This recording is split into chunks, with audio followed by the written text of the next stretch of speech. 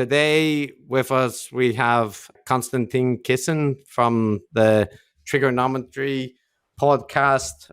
So podcast host and comedian. I guess, Konstantin, is that an accurate description as of now?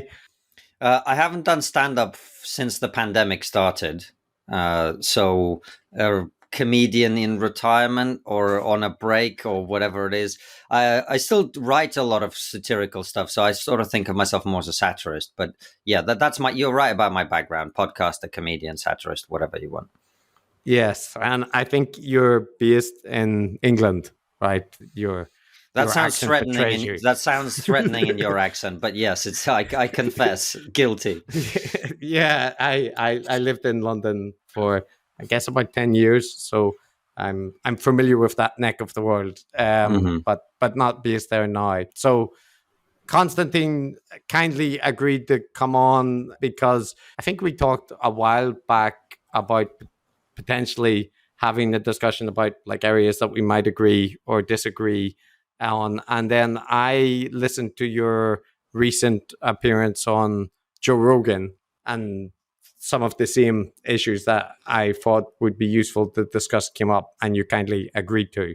And broadly speaking, I would say, I don't know how familiar you are with our podcast, but we tend to focus on online gurus or secular gurus. So this is people that fall into the Jordan Peterson, Nassim Taleb. We've also done Ibram Kendi and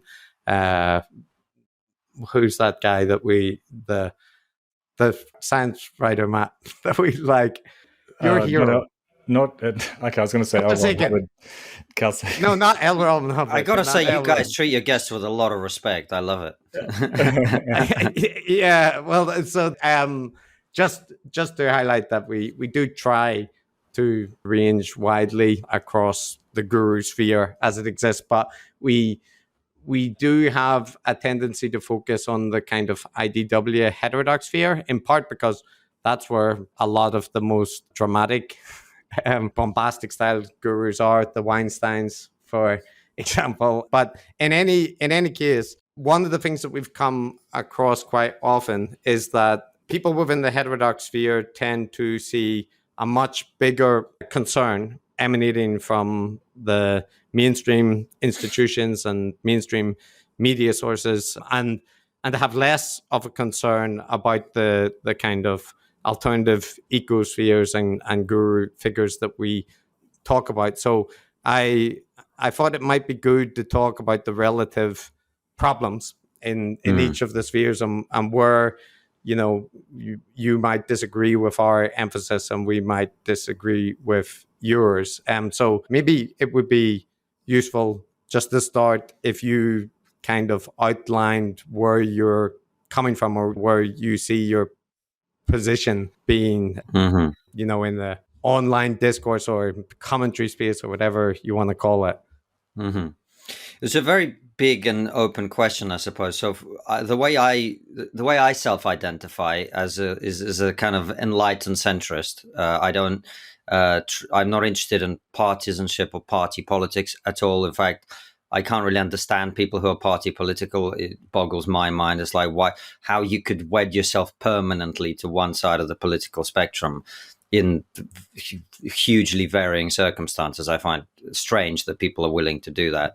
I'm certainly a fierce critic of a lot of the mainstream institutions and the direction they've taken. I hope that hasn't prevented me from being an equally fierce critic of where the alt media is going wrong, and the war in Ukraine and the way some of the supposedly heterodox people are covering that is something I've been calling out from the moment that it started, because that is an issue I understand pretty well, being half Russian, half Ukrainian, having grown up in both countries, etc. So when I see people going off the deep end on that issue, I haven't been shy about calling that out.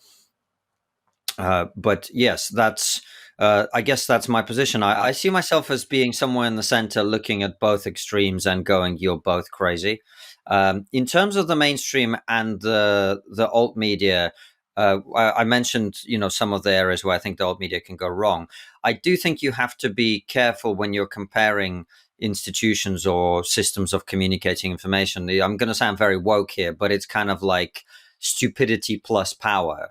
Like if a guy on a YouTube channel with 30 followers is saying something really stupid, I'm less concerned about that than I am about a mainstream publication saying something equally stupid, because the reach is bigger. And so I do think the mainstream media, which for the moment still has a much bigger reach and therefore more influence, should be subject to more scrutiny. But apart from that, I don't know if that gives you enough to start sticking pins in me. Yeah.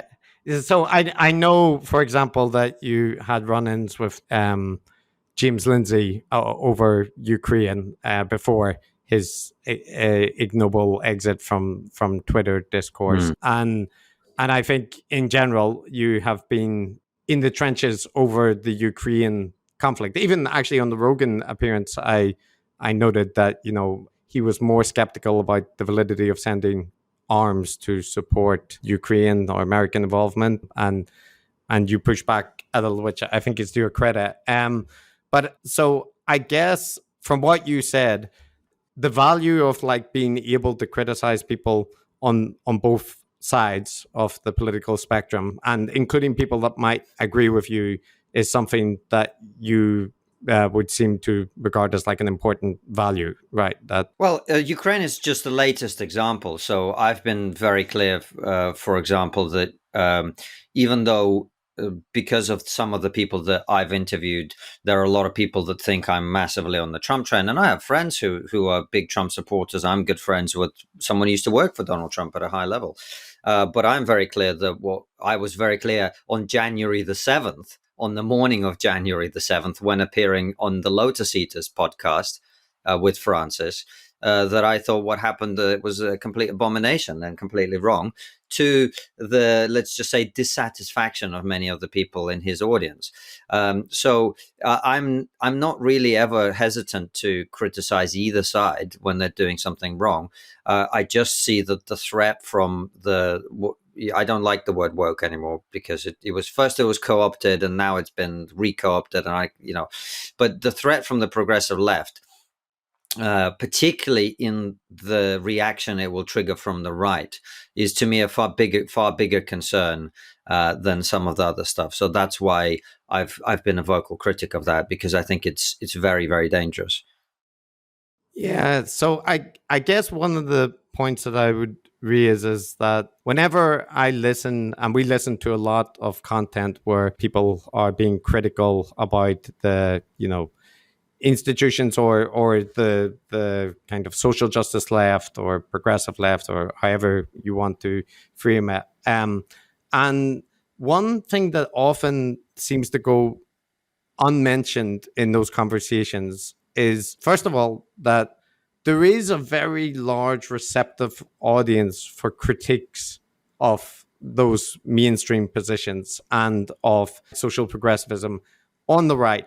And those tend to be not what you're talking about with like small YouTube channels. You have huge media entities, you have national newspapers, and you have like channels dedicated to pumping out right-wing takes. And I often see that if it is recognized, like just kind of gestured at that there is right-wing media, but the right-wing media is like a huge ecosystem. And in terms of disinformation or, kind of pumping out partisan rhetoric, it seems equally, if not much more guilty than the left-wing media ecosystems. If you're looking at Breitbart or the Epoch Times or the Fox News, there's definitely a very strong tolerance there for partisan positions. So I wonder, in those terms, I rarely see that, like on Joe Rogan, that's very rarely discussed, for example.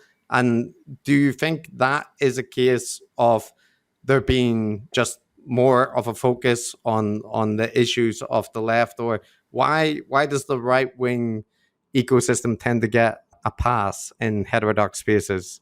I don't think that it gets a pass. I just think to liberal people like me and Joe, the idea that Fox News is full of bullshit and is right-wing propaganda is taken as given. I've been on Fox News once, I think. I don't consider it to be an objective source of information, just like I don't consider CNN to be an objective source of information. However, when you talk about the ecosystems being equal, I wouldn't agree with that. I mean, I went on Twitter this morning and I saw a tweet from Joe Biden talking about how he was basically criticizing the right, but what he was saying is we have a situation where people either, if there's an election, either they win or they believe that the election was stolen.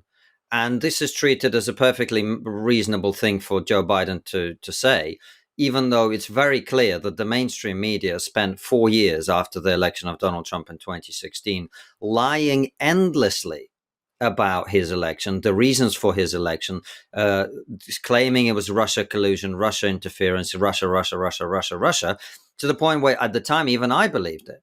And one of my reasons for being so disenchanted with the mainstream is how much they've been lying to us. So, but nonetheless, Joe Biden can go out and say that, and no one is going to flag up his tweet for misinformation in the way that they would do with someone on the right if they tweeted something like this. So I think the idea that there's an equal and opposite echo chamber is untrue. I think the number of outlets and how seriously they're taken by the ordinary person is completely different.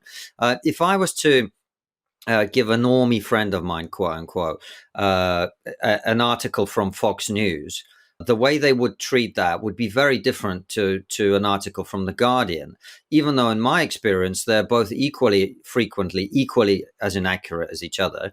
And in some cases, The Guardian is more inaccurate and the bullshit that they're peddling is worse.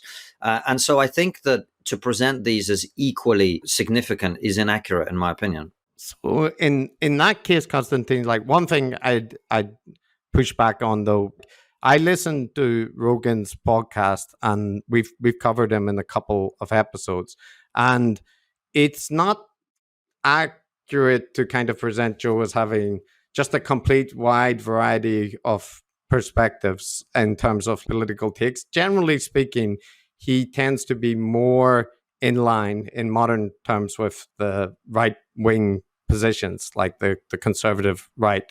I mean, the politicians that he is in favor of are like DeSantis and Bernie Sanders. But with Bernie Sanders, Joe said that he would possibly vote for him in the primary. And then when it was presented as an endorsement, he himself clarified he wasn't endorsing, just saying he liked Bernie. Right. But he had Bernie Sanders on the show, and he had Cornel West on the show, who's a radical leftist professor. I'm not, by the way, I wouldn't claim that Joe's show is entirely politically balanced. No show can be. And I am not pretending that Joe is a left-winger. I think by the current conception, in the current climate, I think he would be center right on most of his politics. Although I think I pissed him off a lot by saying that open borders is a really stupid idea. I heard him later talking about how maybe it's a good idea. So I don't know what his take is on that. But I don't think presenting him as conservative is at all the correct way of presenting his views. Yeah, I think that probably Matt and I have a slightly different perspective, although we'd agree with you. There are various issues where, like people are complex. They have, different takes. And Joe has a famous clip where he took Dave Rubin to task about the need for regulation, right? And Candace Owens on the green stuff and others. Joe is someone who seeks the truth and he's willing to challenge people when he disagrees. So granted, no person, there are exceptions, but like not an outright polemicist. But I think if you take a look at Joe's content over time, and especially during the COVID period, it's heavily leans towards the right-wing narrative, and not lightly so, because we covered his episodes with Robert McCulloch and Peter McCulloch and Robert Malone. And the level of kind of endorsement of conspiracism around COVID, it wasn't a light asking questions. It was not too far from Majid Nawaz. And those figures were introducing that the pandemic had been planned by the authorities, that the amount of deaths were being covered up, that people with bullet wounds to the head were being counted so doctors could profit, that no doctors were interested in curing the disease and so on. And these were quite extreme positions. And then Joe made it clear on that he saw it as his duty to kind of promote these people that were being silenced. And that to me is not taking, I'm just going to see both sides and ask, because when Joe had on figures that were pro-vaccine, and there was much less of them, but when he did have them on, it was a grilling of, taking them to task. And that is not what happened with the people who were anti-vaccine. So I know that's a specific example, but I think that Joe and other figures in the heterodox space have a tendency to retreat to, we're just asking questions and having a debate, when the reality is more advancing a specific narrative. And often that narrative is on the right. And I actually think it's perfectly fine for that to be the case, but just it feels like it should be acknowledged more than it is.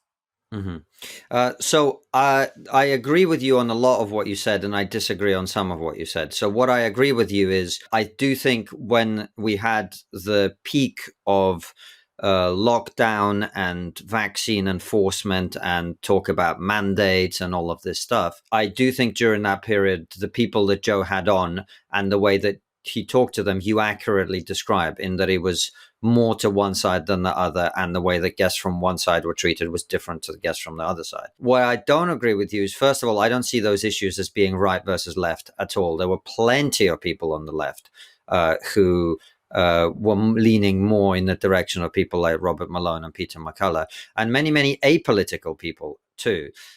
So I wouldn't see that issue as right and left, even though I agree with the premise of what you say. And I said at the time, by the way, that I don't agree with Robert Malone and whatever, but I'm glad Joe had them on, and I'll tell you why. I don't know. I didn't discuss this with Joe, so I don't know why he made the choices that he made. But from my perspective, the biggest issue that was happening at the time was the idea that government must censor people for having these discussions. That we must prevent people from having these conversations. And to me, that's a very dangerous idea. I don't agree with this at all. And I was relieved that the most powerful podcaster in the world was forcing the government to essentially take note of the fact that they don't have that option if that is what they're trying to pursue. So while I disagreed with some of his guest choices and I disagreed with the balance, I actually, when he said I'd like to have people from the other side on, I suggested a couple of people to him that I thought would put the balance view. Like, it wasn't like he sort of like cut me out and never talked to me again. Do you know what I mean? Like, he's open to hearing people's ideas. So the main point of disagreement with you is I don't think it's right versus left. And number two, I don't necessarily see the job of the alt media is as always being balanced. The job of the alt media is to provide balance. These are very different things. So if the mainstream media refuses to do something, then Joe Rogan or TRIGGERnometry or whoever may do that thing, and then they both look unbalanced. But what we are trying to do is say, look, there's this other point of view that's not being represented. And I think it's important. And in the case of the pandemic, my big issue was we mustn't force people to take a vaccine, and we mustn't censor people who have even wacky, crazy ideas about the COVID, the pandemic or whatever, because at the end of the day, if we want to live in a rulable society, we've got to be able to have these conversations openly. And so I was simultaneously not happy that certain people were being promoted, and also happy that they were not being censored. I know that's a complex position and it sounds quite difficult, but that's the way that I was coming at it from. So, and I think that will happen on a lot of issues. If you look at the people we had on TRIGGERnometry during the pandemic, I think we were a lot more sensible about it. We had one guy on who was Dr. Sucharit Bhakdi, who I think people would consider very problematic. And really, it's not like we were endorsing his point of view. We wanted to hear what he had to say for himself. YouTube then banned that video and gave us a strike for that. Based on the rules, the way they updated them at the time, our interview did break the rules of YouTube, and we therefore didn't appeal it because we felt it was a fair thing for them to take down. And after that, our own views on the issue evolved. When we had COVID, we put an episode out talking about how bad it was for both me and Francis, discussing, our updated views and all of this stuff. So, I certainly always tried to approach it from a position of honest inquiry. And my concern with all of this stuff is the mainstream media were not doing honest inquiry. They became a propaganda wing of the governments, which, as we now know, were prioritizing public health over truth. And I don't believe that a government should ever do that. So there's a bunch of points that you made there, Konstantin. I know I will say that I saw your episode where you discussed with David Fuller, and he was critical about some of the ways that you covered COVID, and it was to your credit that you had that discussion with him, and he pushed back quite forcefully, I think. And also the subsequent discussion that you had with Brett Weinstein on his podcast, just personally speaking, it was very nice to hear someone saying that I don't have the expertise. I don't think I should be commenting on this. And, not everybody needs to issue their takes on everything. People are not experts on every topic. So I acknowledge that, you have had, I'm not saying that your position on this has been entirely, like just endorsing right-wing partisanship or that kind of thing. But some of the bits I'd push back on are when it comes to figures like Malone and McCulloch and the kind of anti-vaccine movement. Although traditionally there's been opposition on the left and right, particularly the kind of health and wellness left side of things. And the anti-vaccine movement has traditionally had a lot of support from kind of mullahs who link it to autism because of Andrew Wakefield and that kind of thing, right? So, but I would definitely say in COVID era, there is a strong right skew to anti-vaccine sentiment, and that you can see this by the fact that most of the figures who you're talking about not getting a hearing in mainstream media are regular contributors now to right-wing media. Fox News, or in most cases of the people that appear in Joe Rogan's show, InfoWars as well, which is like... May I pause you just for 1 second? I don't mean to derail you at all. I would agree with you in terms of the media that have these discussions. But that's not in my experience, who's watching that. I know loads of people in my life who would come up to me and go, "Thank you so much for talking about, the vaccine mandates and all of this." And when I speak to them, my sense is they're not political at all. And they're certainly not right or left wing. So I agree with you that the right wing media grabbed that as an issue and promoted it because it aligns with some of their beliefs. I don't think that's who the audience are. Obviously, I don't have the empirical data to be able to prove this to you, but I'm just going based on my own experience. Sorry to interrupt. No, that's fine. And I would take the point that there are plenty of people who think there are valid debates to be had about school openings or the length of lockdowns and so on. But I tend to think that, I'm not saying there are no missteps or that there aren't cases where there's a skew towards the government's position on like mainstream media or that kind of thing. But I do think there was a lot of debate about those topics in the media, and like that the media is now such a fractured ecosystem that it was not difficult at all to hear. In fact, if anything, it's more like it was very easy to hear the contrarian takes on things. And that when it comes to like stuff like vaccines, there always has been a vocal minority anti-vaccine movement with Andrew Wakefield, RFK Jr., these figures, right? And typically they're not given mainstream media coverage because their position is not equally well supported. And those figures are now, like, for example, Brett Weinstein headlined an event with RFK Jr. and Del Bigtree and a whole cadre of anti-vaccine figures in the UK. So the linkages between the like modern kind of critical of COVID vaccines is very tied into the anti-vaccine movement. And, in the same way that we don't say we need to give equal hearing to the climate skeptics as the climate scientists, it does feel that you can create a false equivalence by seeking out, the kind of meme is in Joe Rogan's forum, for example, that 9 out of 10 dentists recommend this.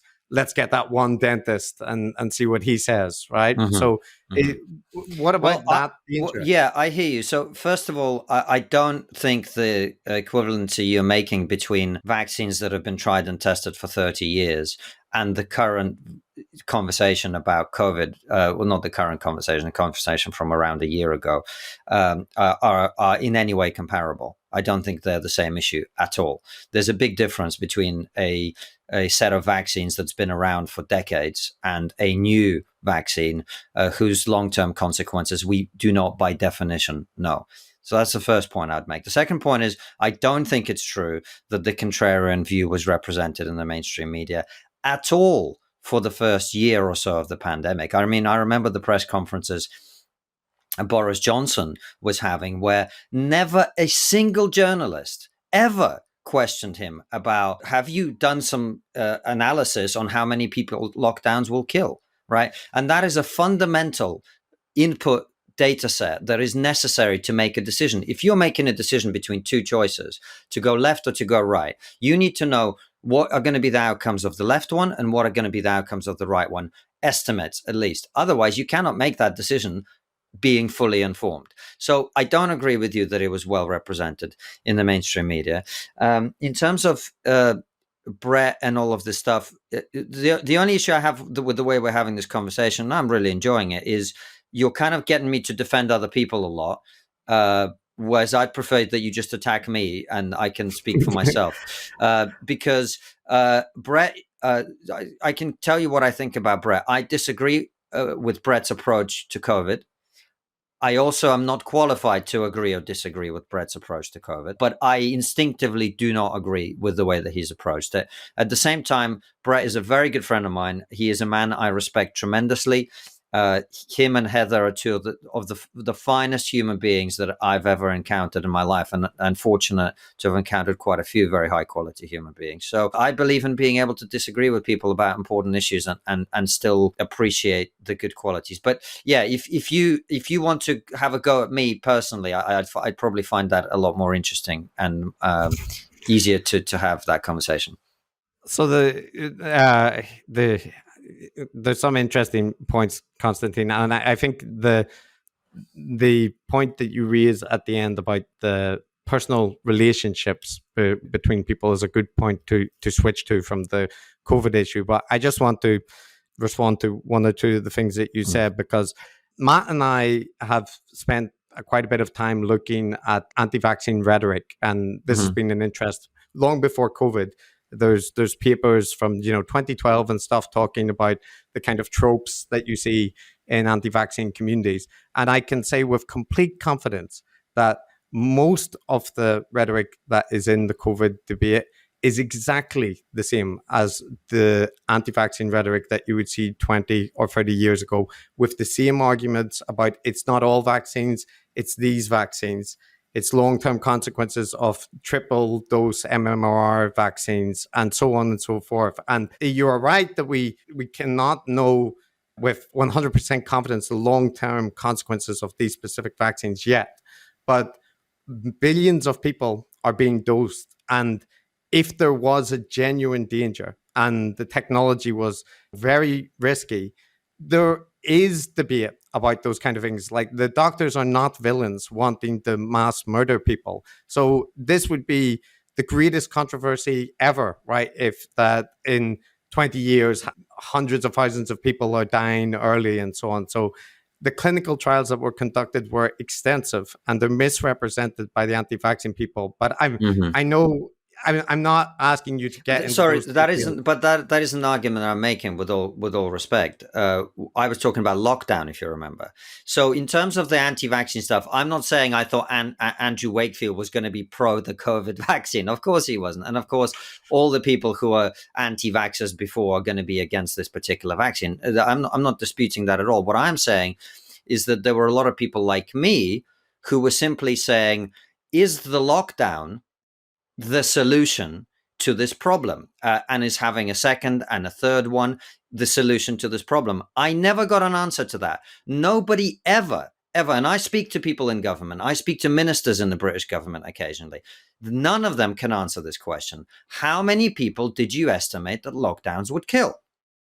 And if you can't answer that question, how on earth could you have made the decision to lock down in the first place? And how on earth could you have made that decision to lock down further? And when I'm talking, by the way, about kill, I'm not talking about the vaccines going around killing people.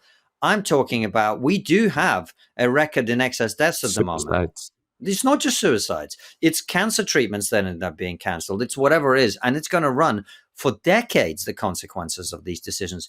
And all I wanted, number one, was to have a transparent conversation about that. Number one. Number two, I thought that in the desire to achieve their public health objectives, which is to get everyone vaccinated, blah, blah, blah, blah, blah, the government attempted in this country, I mean, don't even get me started on Canada and Australia and Germany and Austria, but even in Britain, the government went way too far in attempting to deny people their basic civil liberties and their rights, and attempting to force people to take a vaccine against their will. I mean, I made this point on Joe Rogan, and I'll make it again.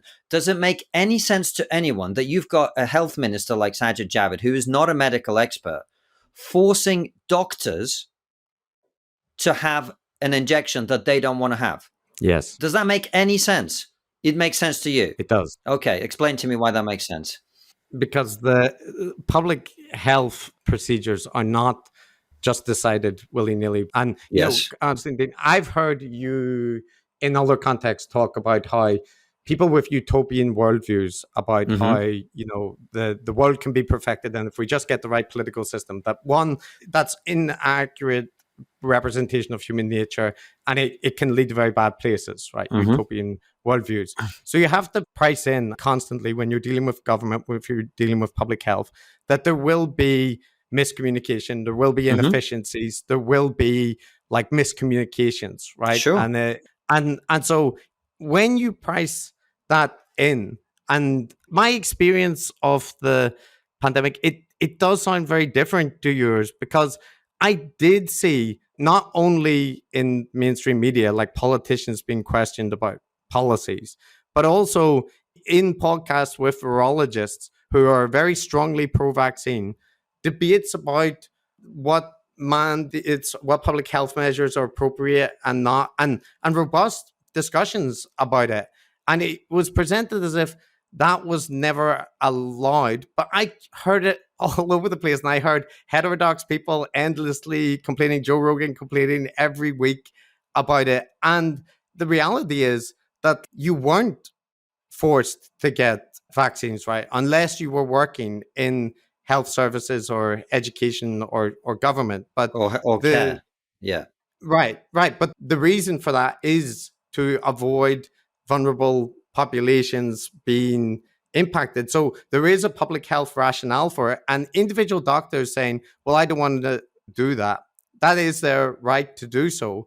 But you can't say that if you have a regulation where, like, if a doctor says, I don't believe that I need to clean my hands in order to stop viruses spreading, and he's medically trained, you don't say, well, he's got reasons for thinking. How many doctors are doing that, though? Well, yeah, but but this is the point.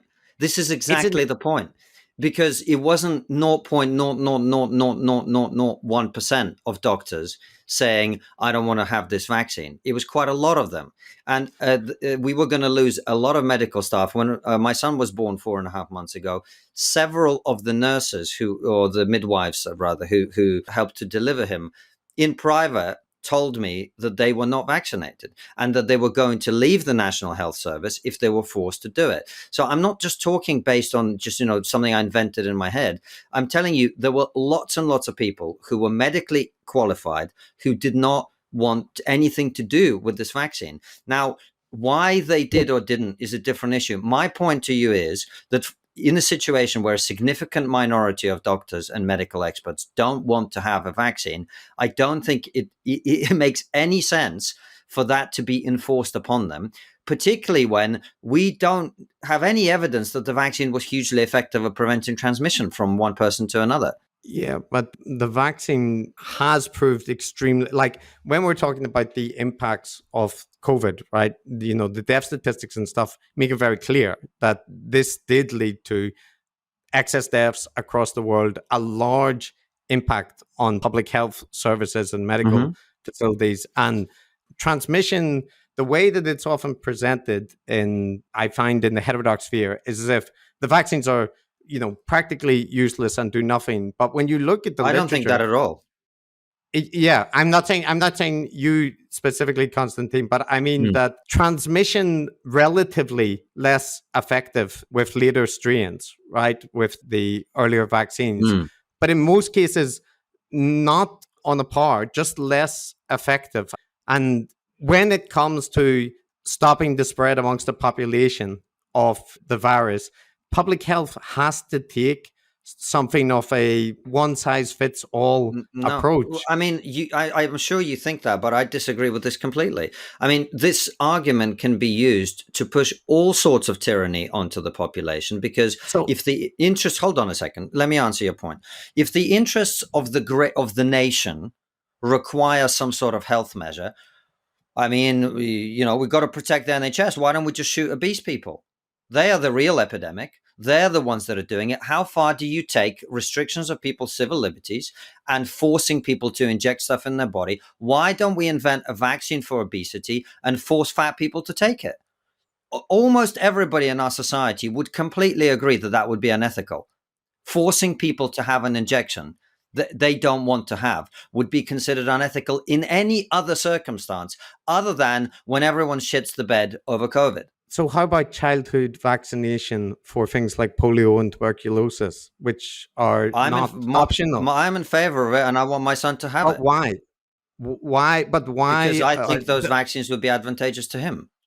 But if they are not mandated, like childhood vaccination, and you choose not to have it for your kid, and the polio virus comes back, or your child gets polio and is badly injured, so your preference would be that we don't mandate any vaccinations for any diseases and allow them to return, or is it specifically COVID? I think it's slightly different with children, because children are incapable of making that decision for themselves. We're talking about adults. So if we're talking about adults in the context of COVID, I don't think COVID vaccines should ever be mandated, no. But just COVID vaccines. So you do think there are circumstances where if the disease is infectious enough or debilitating enough that it could be right to mandate it in order to keep immunity and to protect children? I think for me the issue is less about the disease, although obviously that's a factor. I don't think it'd be stupid to pretend otherwise. If Ebola had the levels of spread of COVID, we'd be having a different conversation, although I don't think you'd need to force a lot of people to take it because they'd be taking it themselves. But for me, the issue is children. Children, they have to have adults make decisions for them, and that's a bit different. So that would be the difference for me. But my point is something else, which is the taking away of people all sorts of rights that people normally have during COVID. That was the thing that annoyed me. And those were the principles that I thought were being violated, that I thought were important to stand up for, which is why, again, I encourage you to ask me about my views as opposed to defending people who think the vaccine is, a 5G plot or whatever the hell that is.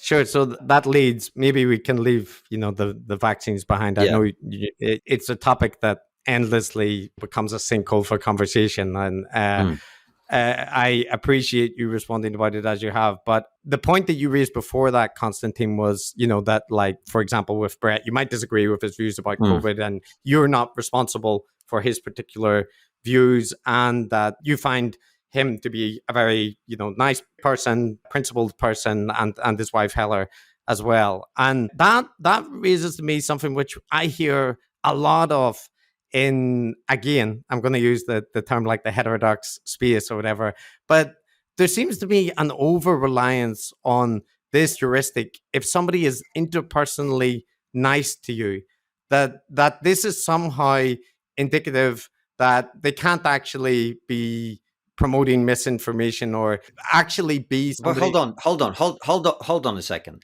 The very first thing I said is that I don't agree with Brett about COVID. Okay, so let me finish what the point I want to make there, because it's I'm not saying that is Okay, the sorry. case. Sorry. I mean more in line with, like, in most occasions, I don't find it hard to imagine that people are able to have positive interactions with someone. So recently, with your appearance with Rogan, you talked about meeting Sebastian Gorka and him being a fun guy to hang out with, to go to a shooting range, to eat steak, or whatever the case might be. And I find that to be, like, when it's presented as a novel insight or something that we need to bear in mind, it strikes me as potentially, rather than insightful and interesting, to be obfuscating of the reason that that person's criticized. Because usually the reason is not that, they are a fun person to have dinner with. It's because of the particular ideology or information that they're promoting that they get the criticism. And I see constant kind of refrain to personal relationships and the importance of them, as if that is something that we aren't considering enough. And that if you could sit down, I know this is going to, I'm using an extreme example. I'm not saying Sebastian Gorka is this, but I mean, if you could sit down and have a nice dinner with Viktor Orban, and he can have a nice chat with you about the problems of woke culture, it doesn't mean there's any less repression of the media or authoritarian steps to control opposition parties in Hungary. And yet you have lots of people who are reeling against authoritarianism and the woke and going to Hungary, right? Have I done that? Again, you're talking to me about other people. I am not a fan of Viktor Orban, have never defended him, have never commented about him, not least because I don't know anything about Hungarian politics. But let me come back to your point about what I said about Seb Gorka. You're doing a disservice to what I said, because I didn't make the point that Seb Gorka is a good guy and I went for steak and shooting guns with him and therefore blah, blah, blah, blah, blah. What I said is, not only that, we had dinner with him and some of his conservative friends. And what I said was, these are people who love this country. They care about this country. They're actually well-intentioned, even if you may disagree with the way that they behave, right? And that is my point. My point is twofold. First of all, we have to get back to the idea that we can disagree with people without hating them.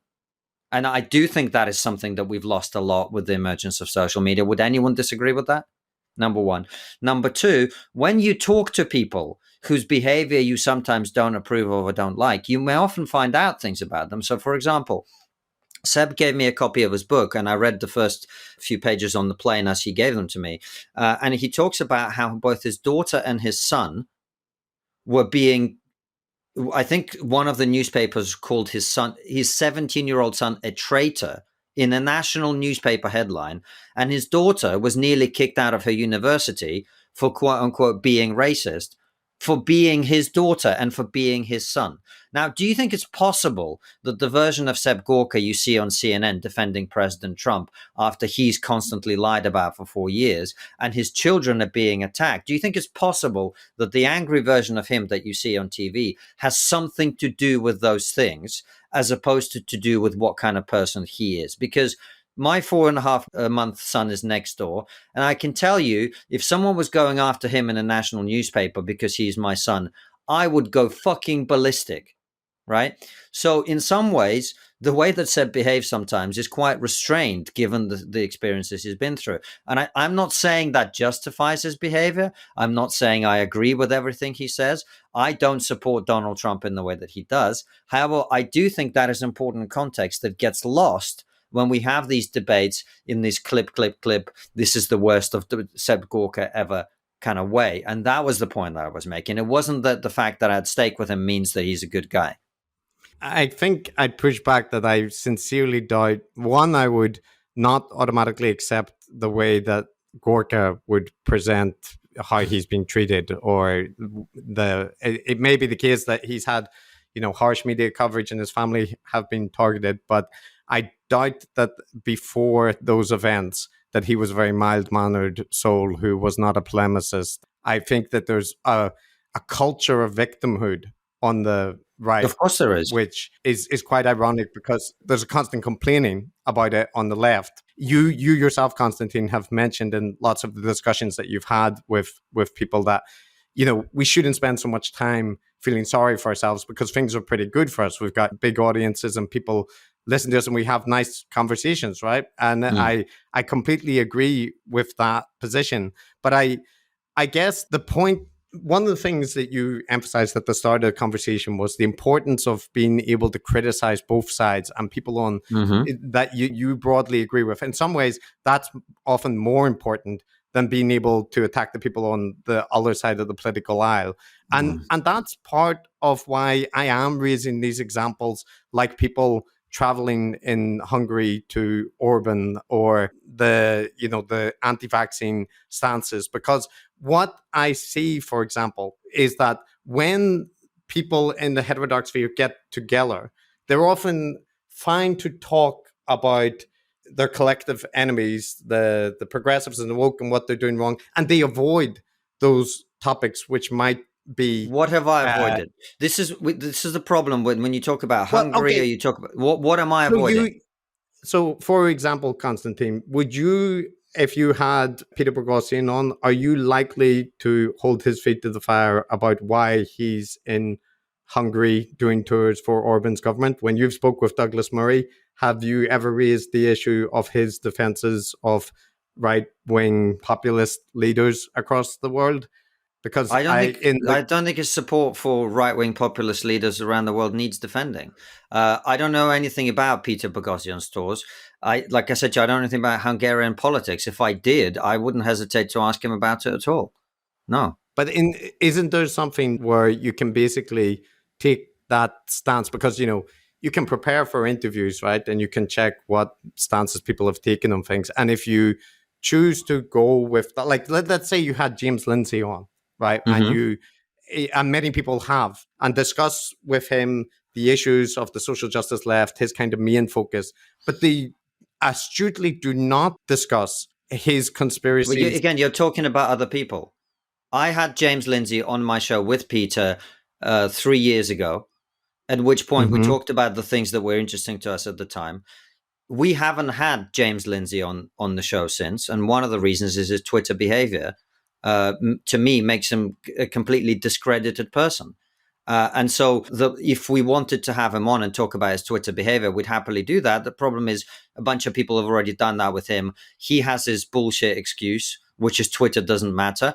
What do you want me to do with that? Get him on for an hour and talk about that? There's no benefit to that. I said what I said about James, both publicly and privately. I think I chose my words very carefully and described what I think he's become. So my problem with this conversation, I'm really keen for us to have the robust discussion, is you keep presenting other people as being somehow contaminating of me when I'm not connected. I'm not doing those things. It's not about contamination. It's about willingness to challenge and more if people are going to... So tell me, where am I not challenging people that I should be?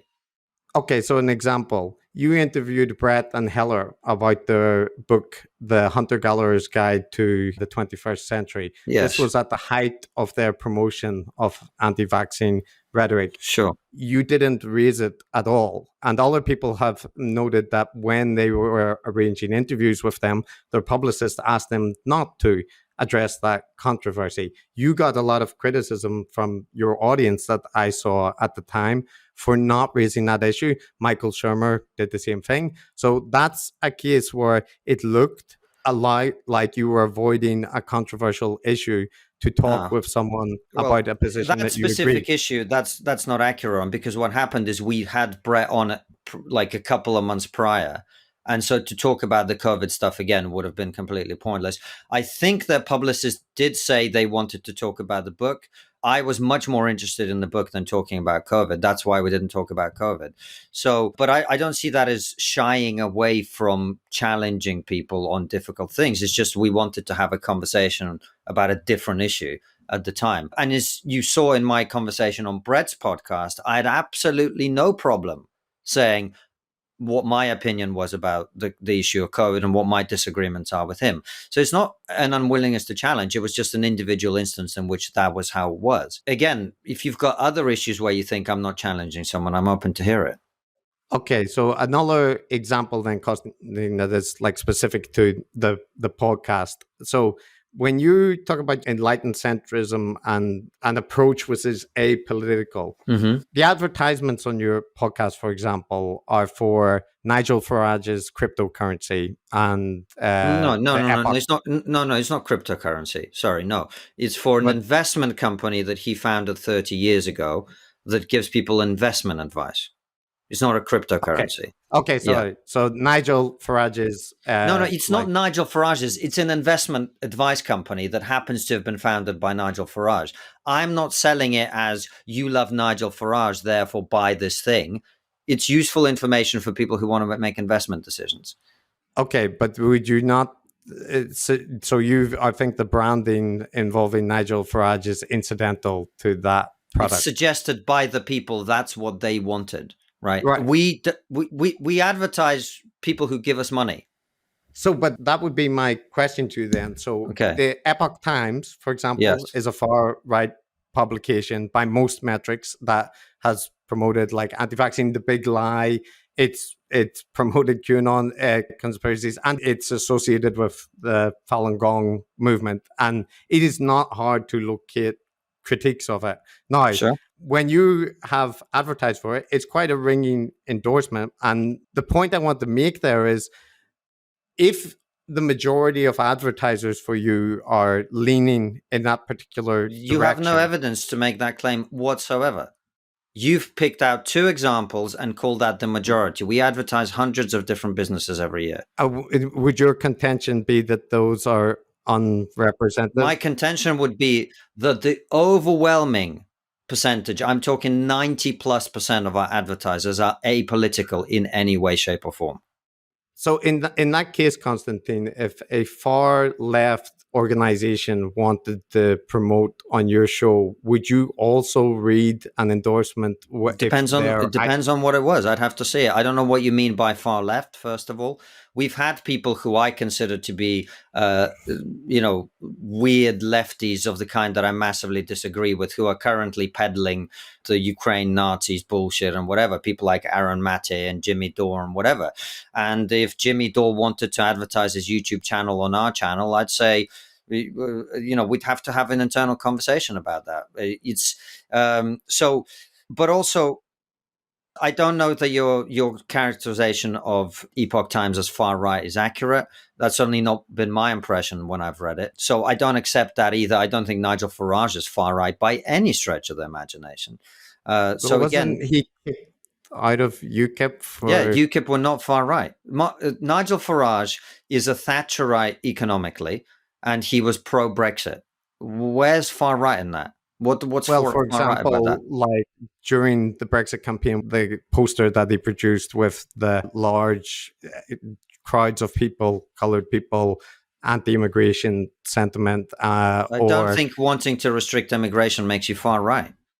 How about the implication that Turkey was on the precipice of joining the EU and there would be millions of Muslims entering the UK with visas because that was likely to happen? Politicians lie to embellish their case all the time. I didn't think that was a good look, but I don't think it makes them far right. So what is far right? It's kind of neo-Nazi. A neo-Nazi, yeah. Yeah, or someone who's openly fascist. That's what far right actually means. Remember, these words have meanings. So they have meanings. So you would say, for example, Stephen Miller. So the fact that the left-wing media has been spreading all this stuff, calling these people far right, doesn't make them far right. These words have meanings. So, my ancestors were killed by far right people, right? So I'm kind of picky about these things. It's important. Certainly. So like Stephen Miller, for example, in the Trump administration, you would regard him as moderate conservative. I've never met him. I have no idea who he is. I've never, don't think, interacted with him. But so you suggested, Konstantin, that you wouldn't advertise something without an internal discussion. And from your reading of the Epoch Times, it's not far right. It's it's maybe conservative tinged or that. But does that mean in your political spectrum? So things like the big lie, promoting that is simply a moderate position now. What's the big lie? the big lie is that the election was stolen by fraudulent voting behavior. No, to me, that's an extreme position that I disagree with very strongly. As I disagree with the spreading the big lie about the 2016 election, which the mainstream media comfortably spread for 4 years with absolutely no criticism, I imagine, from people like you as well. Well, so the distinction there would be that while there's plenty that you can criticize about, for example, Rachel Maddow's position, if people claiming that Russia completely decided the election for Trump, I would agree that's not true. But equally, the notion that there was no interference from Russia in leaking the emails from the Democratic Party or arranging various online campaigns, right, to support Trump. Those have been documented quite extensively to actually have occurred, and at every step along the way, denied yeah, by the right wing. The people who peddle the big lie can give you lots of little bits that in their mind add up to influencing an election. The definitive answer on 2016 is Russian involvement did not decide that election. That's a fact. Yes, so right, and Konstantin, sorry, but you're not being fair to these two different sides. I think they're both completely wrong and both deeply unfair, and both shouldn't have been done. What you are doing is you're downplaying the behavior of one side and playing up the behavior of the other side to make it look imbalanced. To me, there were two big lies, and one was peddled by every major institution in America and around the world. The other one was condemned by the very same institutions that spent 4 years peddling the first big lie. Surely an important difference is that the Democratic candidate conceded on the night and the party acknowledged the transfer of power. And also, to speak back to your point, that I would automatically defend a claim that the left wing would make. So in the Brexit campaign, when people claimed that Cambridge Analytica swayed the election by targeted psychographics, I wrote 2 articles explaining why that was very likely not the case, and the Brexit vote was just won by, standard political campaigning and I would say playing up xenophobic sentiment. But in any case, you didn't need the psychographic explanation. It's just, there was an anti-institution sentiment and dissatisfaction with the EU, so that's what you get. But I think that speaks counter to the point that I wouldn't be willing to criticize that, but I definitely do not think there's an equivalence between the Trump and the Republican Party, the mainstream Republican Party stance on the fraudulent nature of the election and how many are willing to now endorse that stance versus the accusation that the Russians were responsible for the election, because I don't think that is the same level of support. So let me take back the allegation that you might be unfair about it, because it's unfair. I don't know. We were talking about media coverage. You started this conversation by talking about the Epoch Times. I don't see how it's any different for the Epoch Times to suggest that the 2020 election was stolen after left-wing media spent 4 years suggesting that the 2016 election was stolen. Now, the behavior of Trump and his supporters, I've already told you my position on January the 6th, but that's separate to the issue of media bias. And so if the center-right and the center-left both want to lie about elections, I disagree with that very strongly, which is why I immediately said that this bullshit about the election being stolen, shouldn't get all this attention.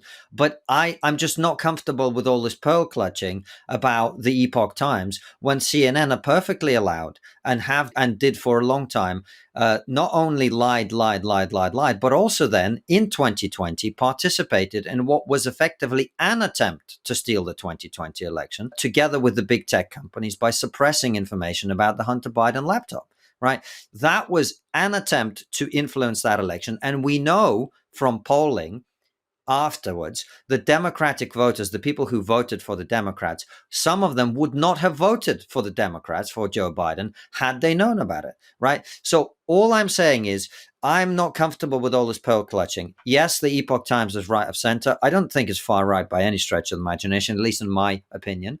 Do I agree with everything the Epoch Times published? God, no. Do I agree with anything any publication publishes? God, no. Do I agree with everything guests say on TRIGGERnometry? God, no. But I do think we need a media ecosystem where people are allowed to express their opinions. Yeah, I'm fine. I think I completely agree that, there's a broad church for different opinions and political stripes. And I would actually argue that there is a lot of space in the media ecosystem for a whole range of views. To me, the Epoch Times is quite clearly farther right than Breitbart, which I think that most people would recognize as being on the farther right of the spectrum. But Well, I have to look more into it. I haven't read everything on the Epoch Times. My main contact with it is a guy called Jan Jekielek, who hosts a program called American Thought Leaders, which, again, some people I agree with that he has, and some people I don't. But my experience of him has been that he's very honest and very principled. So I can look into it more. That certainly hasn't been my impression from a cursory look at it. Yeah, and I will say, Konstantin, I'm using that example purely because you asked me to speak. Yeah, to, no. I'm examples. Like I said, I'm very, very happy for you to challenge me. So let's just come back to the point, though, right? We started this conversation with you saying that the majority of our advertisers are right wing or far right or whatever. I think we can agree that the majority of our advertisers are not. Right. The majority of our advertisers are apolitical. Nigel Farage's investment company, not Nigel Farage. You've got to understand this, right? We're not advertising Nigel Farage, right? Although we've had Nigel on the show a couple of times, I have absolutely no problem with Nigel Farage. I don't agree with some of the things he said. And the last time we had on, I challenged him very strongly, not least on Ukraine yet again, right? So it's not like I'm unwilling to challenge him, but we weren't advertising him. In terms of the Epoch Times, we've talked about that. That's one example. I don't think it's fair to deduce from one example that our advertising strategy is aimed at people on the far right or even on the right, frankly. I'll definitely concede that I haven't done, an inventory of your advertisements. This was just take my word for it. Yeah, it was on the Sam Harris episode. There was quite a jarring shift from the conversation with Sam to the Epoch Times. So that's what it was that made it stick in my mind. But in any case, Konstantin, I know that you had a hard out and you have a young infant. I can do another. I can do another. I'm guessing another 5 minutes if you want, and then I'm really going to have to run if you want. Okay, yeah, that's great. I just didn't want to. No. I really appreciate you being respectful, but I'm enjoying this conversation so much. I'm going to move something, and we'll do another 5 minutes. Go for it. Okay, so now my brain wasn't wrapping up. You've been extremely quiet. I feel bad if I don't at least give you the option if you wanted to chime in. No, by the way, Konstantin, just staying quiet so you guys would have room to talk in the time that you had. No, sorry, my brain was heading towards wrapping up as well, so I wasn't preparing something. Okay, there was one last thing I wanted to bring up, and I wanted to see if this was your position or I'm presenting it unfairly, and it's a bit different from the things that we've been talking about, so I'll try to do it quickly. So I listened to your conversation with the ex-police officer talking about the overreach, the police visiting people's house over... Yes. About tweets and Facebook posts and that kind of thing, right? And I actually would agree with a lot of the points made about potential overreach from the police in those kind of circumstances and how the balance between freedom of speech and the policing of offensive, like hate speech, right? There is clearly trade-offs there. And the one thing that did strike me in that conversation was, though, that there was this concern expressed about graduates being preferred for the police. And there seemed to be a consensus, and I included you in this, and if I did it unfairly, please correct me, but that the view was the police force is hiring graduates because they want people who are kind of drenched in woke ideology that will make it so that they can promote a progressive agenda. Did I say that? That was, so I think Harry, was it with the name of the guy that said it? Harry Miller, yeah. He talked about this primarily, but yourself and Francis seem to agree with this assessment that like the emphasis on hiring graduates was likely to be because they wanted to instill a particular ideology. And I got the impression that in general, you viewed it as graduates being sought was an indication that an institution was likely to be captured. So is that not a fair representation? I'd have to go back and see what I said. I'm not conspiratorially minded, so I don't think that they're getting in graduates because graduates are woke and they want to wokeify the police. That's not really my opinion. No. Okay, that's good. That's good. That was part of what I wanted to check and I guess that would be the kind of thing where I would say, in my case, and obviously I'm argumentative and have my little bugbears, but I would tend to want to push back when somebody like Imagine Nawaz or James Lindsay introduces this notion of like a grand conspiracy to, wokeify the world in order to introduce Chinese-style communism. And I know that you are concerned about the far left and its blasé nature to the threats of the far left. But I wasn't sure if you found those conspiracies, like the focus on the WEF and Klaus Schwab, to be equally concerning, or if you agreed with them. I just wasn't clear. I don't agree with them. I don't agree with them. As you can probably tell from the conversations we've had on TRIGGERnometry. Have you ever heard anyone invited on to talk endlessly about the WF? I think one guest mentioned it in the last question we always ask, which is a complete free hit. And generally, we don't tend to debate that one. It's just sort of left there as a free hit for them. With what Harry said, I'd have to go back and see what I said or didn't say, but it's not my view that there's a conspiracy to infiltrate the police with graduates. That does not mean that I don't think that the College of Policing, for example, wouldn't quite like to have as many graduates as possible because it makes their job easier, which is enforcing their particular views. Right. I mean, the way that conversation might be is we've got to get the right people in, quote unquote. Right. And that is people with the right mindset who are able to take the police into the 21st century. That may be the way that conversation is being had. And it doesn't seem to me conspiratorial to think that that might be possible. But no, I'm not really on board with most of that stuff. I don't find it particularly persuasive. And the more I learn about the world and the more I interact with people who are actually in government or actually at the head of the police or actually doing stuff or whatever, the more I realize how bloody difficult it is to get anything done. And so the idea that a few people in the room are going to get together and have this sort of conspiracy seems to me just, impractical, factually inaccurate. I mean, I look at TRIGGERnometry. We have, in addition to the three of us, Francis, myself, and our producer, we have 7 staff. Like we can't get an episode to go out on time the way I want. Like the idea that there's, people, maybe they're that much better at conspiring than we are. But yeah, I'm not. I enjoy a good. Like I'll happily go and listen to David Icke for entertainment, but I don't believe it. No.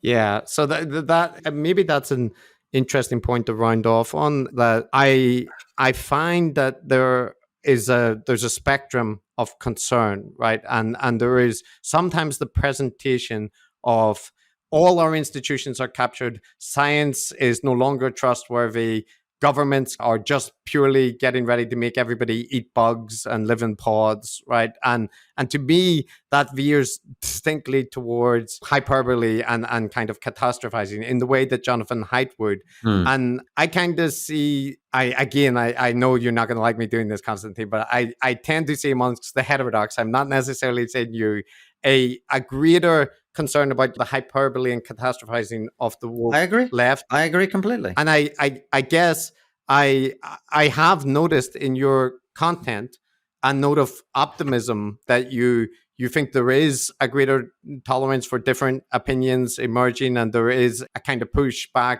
for different perspectives. So I might be giving you an undue note of optimism, but I've noticed when people are saying everything is going to shit, that you do on occasion push back and say, well, we are having this conversation and that kind of thing. So yeah, I'm going to do a lot more of that going forward too. I'm going to do a lot more of that going forward because I think it's important. We are shaping the culture by the conversations that we have, influencing it. And I think the doomsday scenarios from both left and right are completely unhelpful and actually very arrogant in some ways. There's a sort of hubris to this idea that we are the first generation of people who can't solve their own problems. Actually, I think we can. Well, that's a positive note to end on. And we often criticize the people that we listen to for undue and lengthy backpatting about the conversations that they've had and how great it is that they're able to do these things. But I genuinely do appreciate you coming on and having the discussion robust as it was. And yeah, so if you want to tell people where they can find you if they want to hear more of that kind of thing, please do. I'm not very good at doing the wrap-up bit of interviews. I really appreciate it. First of all, I really enjoyed this. It was a lot of fun. I'm glad we had it. I can be very passionate, particularly when I'm defending things that I believe in or defending myself or whatever, but I hope no one confuses my passion with a lack of respect or a lack of enjoyment. This is exactly the sort of stuff that I love doing. So first of all, thank you. People can buy my book. It's called An Immigrant's Love Letter to the West. It's a Sunday Times bestseller. They can find my podcast, which is TRIGGERnometry, on YouTube and on all the podcast apps. And I'm on Twitter and Substack, which is where I put a lot of more substantive pieces out at the moment. People can find me there as well. My name is Konstantin Kisin, and thanks for having me. Cheers, Konstantin, and that was very professionally done. It was. That's how you do it when you're good at this kind of thing. So, cheers for coming on, and yeah. Well, that was that. That was that interview. How was that? It was good. I'm now casting my mind back to the ghost of Christmas past, remembering how the power went out. I listened to almost all of it. Enjoyed it. I thought you both argued your corner pretty well. And then what did I do afterwards? I probably had a drink.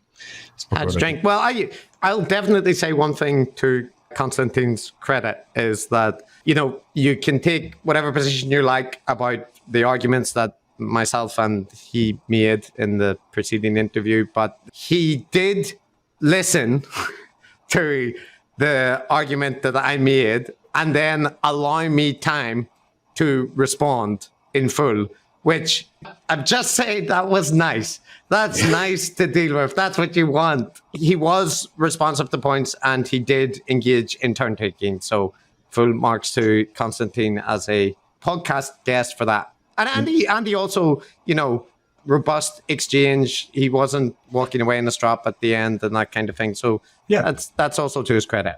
That's right. 10 out of 10 for interlocutory skills. You too. You did well as well. You both took turns. Thank you, man. Thank you.